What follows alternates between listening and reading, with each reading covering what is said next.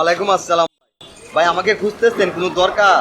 আরে ভাই দরকার দেখেই তো রিক্সা চালায় পুরো টিয়া এটা জোগাড় করছি আপনার দেওয়ানের লাগি আপনার খুঁজেই পাই না। ধরেন চলুন। ভাই এটা কিসের টাকা? আরে আনাস ভাই প্রতি মাসে মাসে ভুলে যান কেন কি? আপনি তো আমাদের টাকা পাইবেন, এটা পাওনা টাকা দিলাম। আমার তো মনে হইতাছে গ্যাসে মাসে আপনি আমাকে টাকা দিলেন। হরে ভাই গ্যাসের মাসে দিয়েছি। আরে এইটা হলো এই মাসের কিস্তি, এটা 1000 টাকা কম আছে। আবার কিছু মনে করেন না, সামনে মাসে আবার বাড়াই দিব না, ঠিক আছে?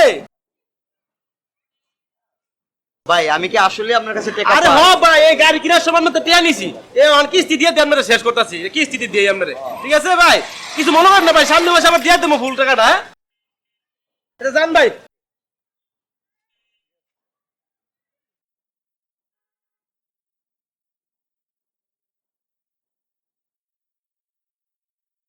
এই মামা তোমার সবজি কোনটা কত? মামা কোনটা লাগবো বলেন? সিম কত করে দিচ্ছ? সিম 80 টাকা মামা। সিম 80 টাকা, দাম তো বেশি চাচ্ছ মামা তুমি। না মামা একদম টাটকা সিম। তুমি মিষ্টি কুমড়া কত করে দিবেচ্ছ? মিষ্টি কুমড়া মামা 50 টাকা করে। 50 টাকা না মামা, তুমি দাম বেশি চাচ্ছ। মামা সিম কি দিব 1 কেজি? মামা এক মিনিট। আসসালামু আলাইকুম আনাস ভাই। আনাস ভাই এদিক দিয়ে আসেন, এদিক দিয়ে আসেন।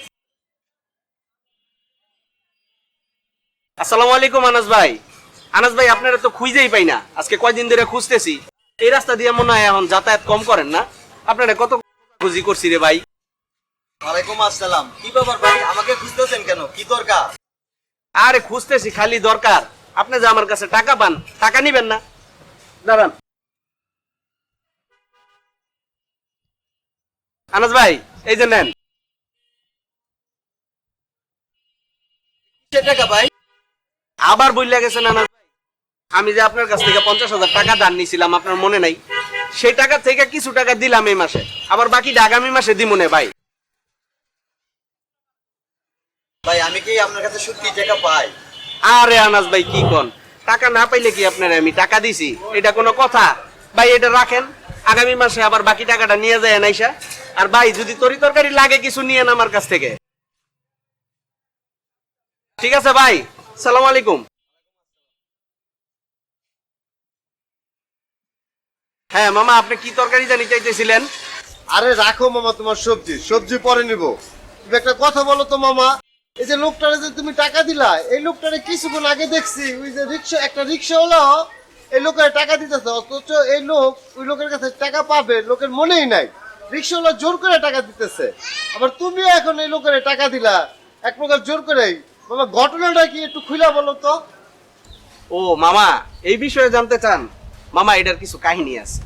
আসলে বিষয়টা হইলো কি, এই লোকটা এই এলাকায় বসবাস করে বুঝছেন তো। লোকটা প্রায় সময়ই এই এলাকার বেশ কিছু মানুষরা যখন বিপদ আপদে পড়ছে তখন নিজের পকেটের টাকা দিয়া অনেক হেল্প করছে। সে আমারও হেল্প করছে। একবার হয়েছে কি জানেন?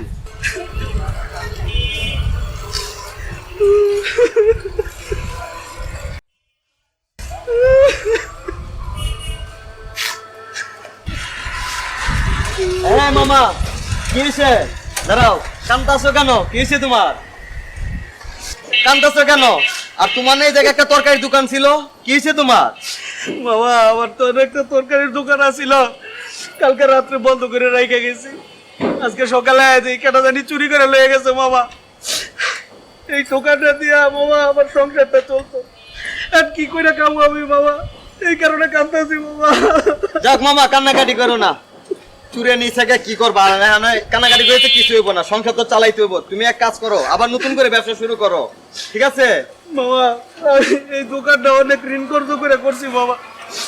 এই শহরে আমার কেউ চিনে না, আমি কার কাছ থেকে টাকা নিয়ে করবো? আমার কাছে 1 টাকাও নাই মামা, আমি নিঃস্ব হয়ে গেছি একদম। সমস্যা নাই, কান্নাকাটি করো না, ভালো করে আবার ব্যবসা বাণিজ্য করো। আর টাকা পয়সা হলে তোমার চিন্তা করা লাগবে না, আমি তোমার টাকা পয়সা দিতে আসছি কিছু, ঠিক আছে?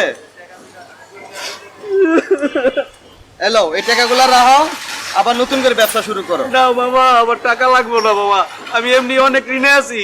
আবার আপনার কাছ থেকে টাকা নিয়ে আমি ঋণ শোধ করতে পারবো না মামা। আরে সমস্যা নাই, আমার টাকা এত জরুরি না, তুমি যেই টাইমে পারো এই টাইমে দিও, সমস্যা নাই, তুমি ব্যবসা বাণিজ্য করো, ঠিক আছে?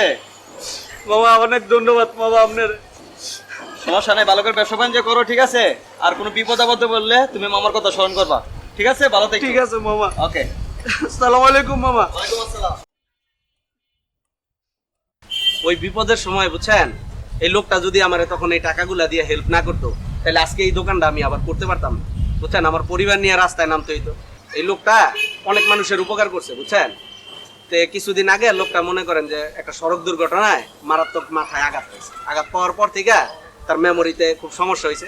এখন সে কিছু মনে রাখতে পারে না, যার কারণে মনে করেন যে তার যে অফিসে চাকরিটা করতো সেই চাকরিটাও চলে গেছে। ফ্যামিলি নিয়ে চলতে খুব কষ্ট, বুঝছেন?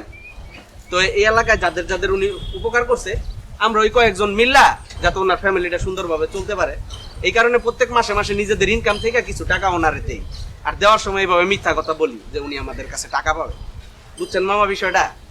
ও আচ্ছা মামা, তাহলে এই কাহিনী।